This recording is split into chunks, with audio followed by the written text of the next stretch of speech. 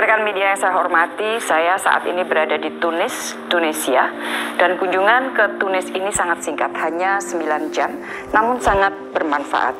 Selama berada di Tunis, saya melakukan pertemuan bilateral dengan Menteri Luar Negeri Tunisia, Nabil Amar, dan saya mendapatkan kesempatan untuk melakukan kunjungan kehormatan baik kepada Presiden Tunisia Kais Saied maupun kepada Perdana Menteri Tunisia Ahmed Hashani. Hubungan bilateral Indonesia-Tunisia telah berkembang dengan baik. Dua negara memiliki ikatan politik yang sangat kuat. Ikatan politik yang kuat ini harus dijadikan fondasi untuk memperkokoh kerjasama ekonomi. Dan dalam konteks inilah, maka kunjungan saya ke Tunis saya lakukan, yaitu untuk memperkokoh kerjasama ekonomi. Karena saya yakin masih banyak yang dapat digarap bersama oleh kedua negara.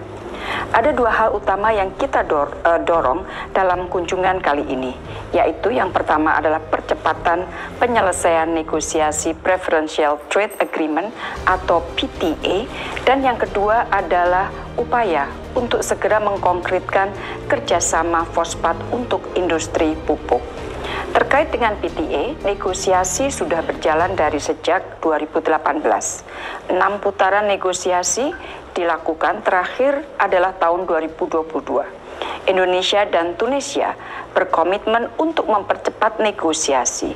Kita akan berusaha semaksimal mungkin agar negosiasi dapat selesai tahun depan. Dengan implementasi PTA, hubungan perdagangan kedua negara diyakini akan semakin kokoh. Volume perdagangan Indonesia-Tunisia terus tumbuh, rata-rata 29,39% per tahun sejak 2018. Tahun lalu, volume perdagangan tercatat 215,3 juta US dollar. Ini adalah angka tertinggi sejak 2018. Indonesia juga mencatat neraca positif pada 2018-2022, di mana di tahun 2022 kita surplus sebesar 123,9 juta US dollar. Dan kita berharap dengan PTA, tren perdagangan ini akan semakin kuat. Yang kedua terkait dengan fosfat untuk industri pupuk. Sebagaimana rekan-rekan ketahui, dengan banyaknya konflik yang terjadi di dunia, maka pasokan pupuk sempat terganggu. Untuk itu kita perlu memperkuat industri pupuk dalam negeri, salah satunya dengan diversifikasi suplai bahan baku. Di dalam konteks inilah PT Pupuk Indonesia sedang dalam proses deal dengan Tunisia yang merupakan salah satu eksportis fosfat terbesar di dunia. Dan ini sangat penting artinya untuk mendukung keamanan pangan Indonesia. Tentunya semua pembicaraan terutama mengenai masalah PTA dan pupuk ini akan dilanjutkan oleh Pak Dubes, dan kita harapkan langkah maju dapat dicapai tahun depan. Rekan-rekan media yang saya hormati, selain dua isu tersebut, Menlu Tunisia dan saya mendiskusikan juga mengenai penguatan mekanisme kerjasama bilateral. Kita sepakat untuk mengaktifkan kembali mekanisme bilateral, termasuk pertemuan ministerial level Joint Commission Meeting dan senior level official bilateral consultation. Indonesia akan menjadi tuan rumah kedua pertemuan ini di Jakarta tahun depan. Penguatan kerjasama pertahanan juga dibahas.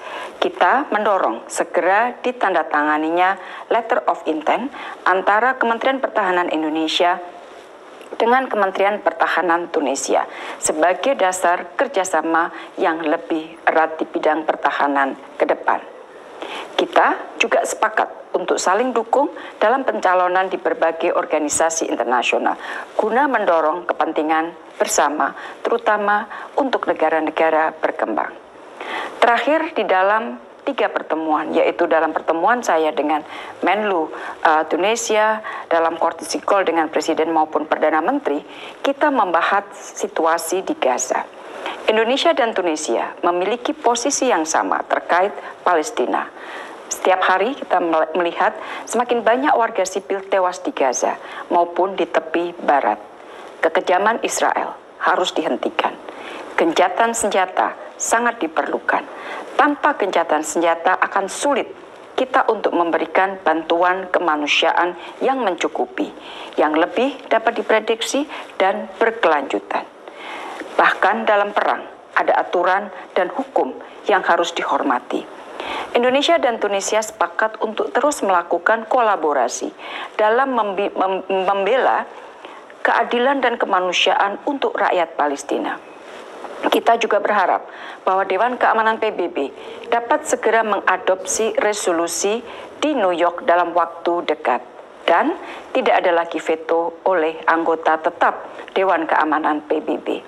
Saya secara langsung mengikuti dari dekat negosiasi yang dilakukan di New York dan terus melakukan komunikasi dengan Duta Besar Republik Indonesia untuk PBB di New York. Semakin lama Dewan Keamanan PBB tidak membuat keputusan, maka semakin menderita rakyat sipil di Gaza. Indonesia tidak akan berhenti untuk membela keadilan dan kemanusiaan bagi rakyat Palestina. Dan Tunisia memiliki pandangan yang sama. Demikian rekan-rekan hasil kunjungan kerja ke Tunisia selama 9 jam. Terima kasih.